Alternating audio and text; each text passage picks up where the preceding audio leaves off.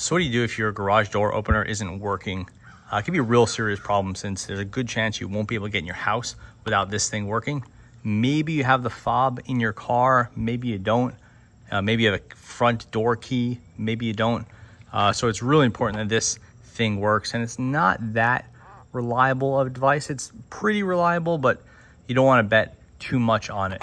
So the first thing you want to do if you're not getting any lights here is you want to check these batteries. Most of these, you never really think about it, but they do have batteries in them and they are accessible. It'll be a little hard to get, but this one has 2 AAA batteries.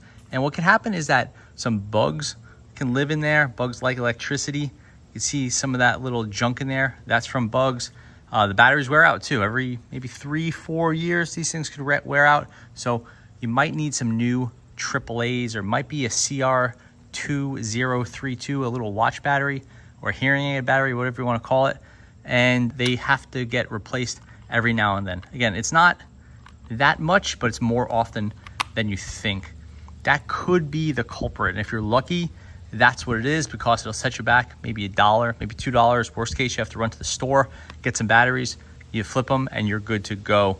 No call for emergency repair or no call for emergency garage door opening service, which can get super expensive.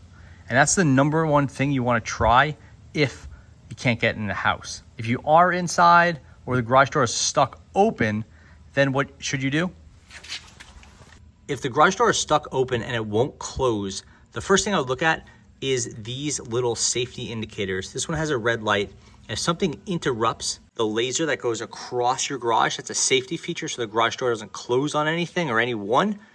If something is in the way of that, the garage door will stutter when you push the button and it won't close. So you have to make sure that nothing is obstructing this. If the light isn't on and you don't see some sort of visual indicator when something crosses this plane, then you want to check the wire. A lot of times these are just sort of flopping around and they are very skinny. They're not that secure, and you can route them, but it's so hard in garages. So a lot of times people don't. They have it installed like this, just sort of flopping around. In that case, you want to trace that line. One side will go over the garage door and it'll connect to the other side at some point, and then it'll go to your opener. Here's the wire on the other side. This one's green, the other one's red. You can see it's lightweight stuff. This side is secured in the seam right here. It's hidden away properly, so none of these shovels or anything knock it down. Those 2 wires go up, they meet in the middle, and they trace over to your garage door opener. And you can see they usually run alongside the screw drive or the chain drive, depending on what type of garage door opener you have. You can see it right next to my light fixture. If that wire breaks, then you might have some trouble with your garage door opener going up and down. You also have this garage door opener, your button, that is also wired. You can see this thing goes straight up, and this one's routed. It goes to the garage door opener, and that button and that wire are intact, so that those wiring here on the side, if something breaks some of those wires, then the garage door opener will not work, either on your inside or outside. So it's really important that those thin wires are protected and they're not breaking.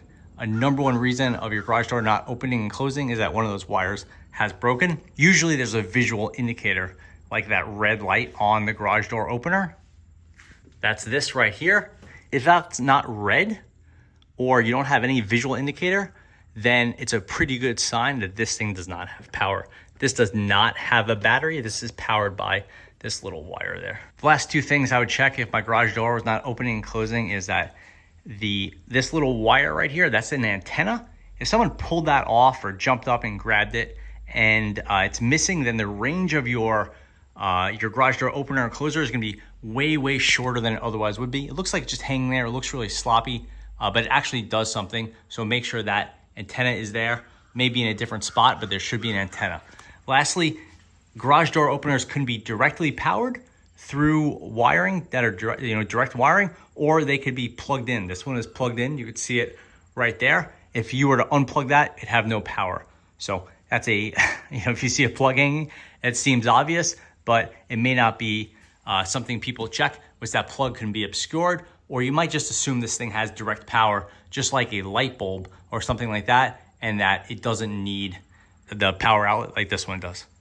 So that's what to do if your garage door opener is not closing or opening and you don't want to call an expert. Here's some obvious things you could check for free.